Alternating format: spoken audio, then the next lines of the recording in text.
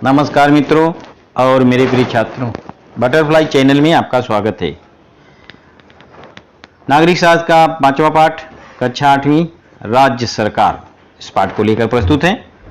पिछले पाठ तक हमने केंद्र सरकार की संसद और कार्यकारी मंडल का स्वरूप आदि की जानकारी प्राप्त की, भारत की एकात्म न्यायपालिका का परिचय प्राप्त किया। प्रस्तुत पाठ में हम घटक राज्यों अथवा राज्य सरकार की जानकारी प्राप्त करेंगे। संघ राज्य व्यवस्था में 2 स्तरों पर शासन संस्थाएं कार्यरत रहती हैं। राष्ट्रीय स्तर पर केंद्र सरकार और राज्य स्तर पर राज्य सरकार कार्य करती है। भारत में 28 राज्य हैं और वहां का शासन वहां की राज्य सरकार द्वारा चलाया जाता है।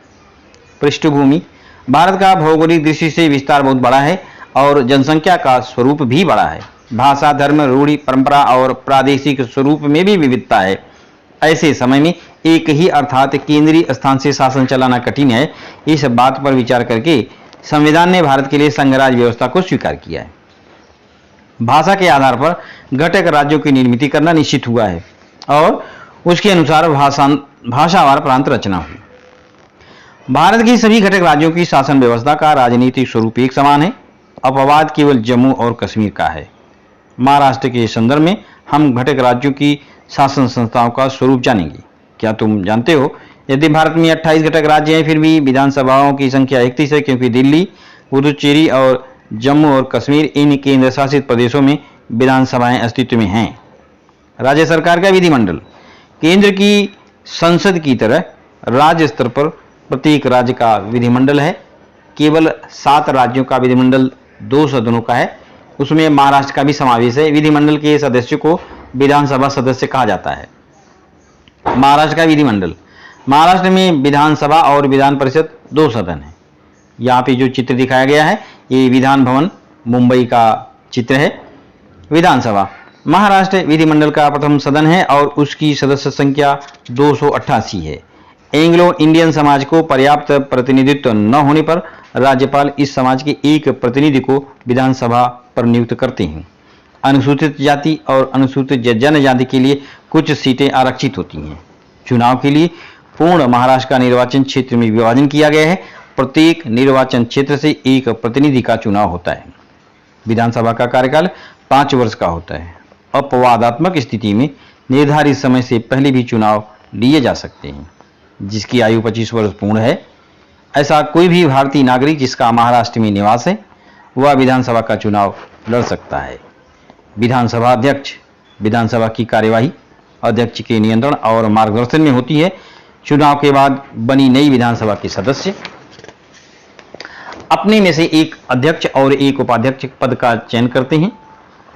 अध्यक्ष को सदन की कार्यवाही अनुशासनबद्ध तरीके से हो, इसलिए कार्यक्रम पत्रिका तैयार करने से लेकर असंसदीय आचरण करने वाले सदस्यों को सदन से निलंबित करने तक के कार्य करने पड़ते हैं। अध्यक्ष की अनुपस्थिति में ये सभी कार्य उपाध्यक्ष पूर्ण करते हैं।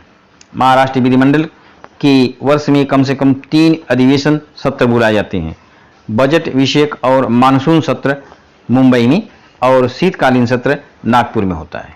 विधान परिषद: महाराष्ट्र विधिमंडल का यह दूसरा सदन है। इसका चुनाव अप्रत्यक्ष रूप में समाज के विविध घटकों द्वारा किया जाता है। महाराष्ट्र विधान परिषद के सदस्यों की संख्या 78 है। इसमें राज्यपाल कला, साहित्य, विज्ञान, समाज सेवा जैसे क्षेत्रों से तज्ञ व्यक्ति की नियुक्ति करते हैं और अन्य प्रतिनिधि विधानसभा, स्थानीय शासन संस्था, शिक्षक निर्वाचन क्षेत्र, स्नातक निर्वाचन क्षेत्र से चुनकर आते हैं।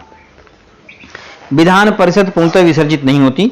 इसमें निर्धारित सदस्य हर 2 साल के बाद अवकाश प्राप्त करते हैं और उतनी ही सीटों के लिए चुनाव होकर वे पद भरे जाते हैं। विधान परिषद की कार्यवाही विधान परिषद के अध्यक्ष के नियंत्रण और मार्गदर्शन में चलती है। अध्यक्ष की अनुपस्थिति में उपाध्यक्ष इस दायित्व का निर्वहन करते हैं। महाराष्ट्र का कार्यकारी मंडल: महाराष्ट्र के कार्यकारी मंडल में राज्यपाल, मुख्यमंत्री और मंत्रिमंडल का समावेश होता है। राज्यपाल: केंद्रीय स्तर पर जिस प्रकार राष्ट्रपति नामधारी प्रमुख होते हैं, उसी प्रकार घटक राज्य के स्तर पर राज्यपाल नामधारी प्रमुख होते हैं। राष्ट्रपति द्वारा राज्यपाल की नियुक्ति की जाती है। जब तक उनकी इच्छा है तब तक वे पद पर रह सकते हैं। राज्यपाल को भी कानून विषयक महत्वपूर्ण अधिकार प्राप्त हैं। उदाहरण के रूप में विधानसभा और विधान परिषद द्वारा पारित विधेयक राज्यपाल के हस्ताक्षर होने के बाद ही कानून में परिवर्तित होता है। विधिमंडल का सत्र बुलाने का अधिकार राज्यपाल को प्राप्त है। जब विधिमंडल का सत्र नहीं होता है तब ऐसी स्थिति में कोई कानून बनाने की आवश्यकता निर्माण हुई तो राज्यपाल उसका अध्यादेश निकालते हैं। मुख्यमंत्री और मंत्रिमंडल विधानसभा में जिस दल को स्पष्ट बहुमत मिलता है उस दल का नेता मुख्यमंत्री के रूप में चुना जाता है। मुख्यमंत्री अपने विश्वास पात्र सहयोगियों का मंत्रिमंडल में समावेश करते हैं। प्रधानमंत्री की तरह मुख्यमंत्री भी कार्यकारी प्रमुख होते हैं। राज्य का पूर्ण शासन राज्यपाल के नाम से चलता है, परंतु प्रत्यक्ष रूप में राज्य की सरकार को मुख्यमंत्री चलाते हैं। मुख्यमंत्री के कार्य: मंत्रिमंडल की निर्मिति। बहुमत सिद्ध करने के बाद मुख्यमंत्री सबसे पहले अपने मंत्रिमंडल का गठन करते हैं।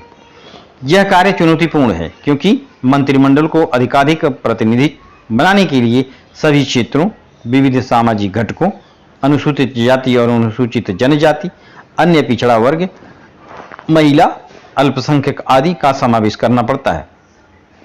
स्पष्ट बहुमत न मिलने पर कुछ दल मिलकर गठबंधन की सरकार बनाते हैं। ऐसे समय मुख्यमंत्री को सभी सहयोगी दलों को मंत्रिमंडल में स्थान देने का कठिन कार्य करना पड़ता है। विभाग वितरण: मंत्रिमंडल बनाने के बाद मुख्यमंत्री मंत्रियों को विभागों का वितरण करते हैं। विभाग वितरण करते समय मंत्रियों का राजनीतिक अनुभव, प्रशासकीय कौशल, उनकी लोक भावना को समझने की शक्ति, नेतृत्व आदि बातों पर सोचना पड़ता है। विभागों में समन्वय: मुख्यमंत्री और उनका मंत्रिमंडल सामूहिक रूप से विधानसभा के लिए उत्तरदायी होने के कारण कार्यक्षम सरकार चलाने की जिम्मेदारी मुख्यमंत्री पर होती है। विविध विभागों में आपसी सहकारिता और समन्वय की भावना न हो तो उसका परिणाम सरकार के कार्य पर होता है। इसलिए मुख्यमंत्री को विविध विभागों के विवाद दूर करके सभी विभाग एक ही दिशा में कार्य करते हैं या नहीं, उसका ध्यान रखना पड़ता है। राज्य का नेतृत्व: प्रधानमंत्री जिस प्रकार देश का नेतृत्व करते हैं उसी प्रकार मुख्यमंत्री राज्य का नेतृत्व करते हैं। मुख्यमंत्री अपने राज्यों के हितों और उनकी समस्याओं को ध्यान में रखकर उसके अनुसार नई नीतियां बनाते हैं। हम राज्य की जनता मुख्यमंत्री की ओर हमारी समस्याएं सुलझाने वाले व्यक्ति के रूप में देखती है। राज्य की समस्याओं का तुरंत अनुमान लेकर उस पर सरकार की तरफ से उपाय योजना करने का जब मुख्यमंत्री आश्वासन देते हैं तब जनता को बड़ी राहत मिलती है। महाराष्ट्र राज्य भारत का एक विकसित राज्य है। शिक्षा, उद्यम, व्यवसाय, सेवा क्षेत्र, स्वास्थ्य सेवा और सामाजिक सुरक्षा के बारे में सबसे अग्रसर है। आतंकवादी गतिविधियां और कुछ भागों में नक्सलवादी आंदोलन, यही अपने राज्य के सामने दो बड़ी चुनौतियां हैं। इस प्रकार से ये पाठ समाप्त होता है। धन्यवाद।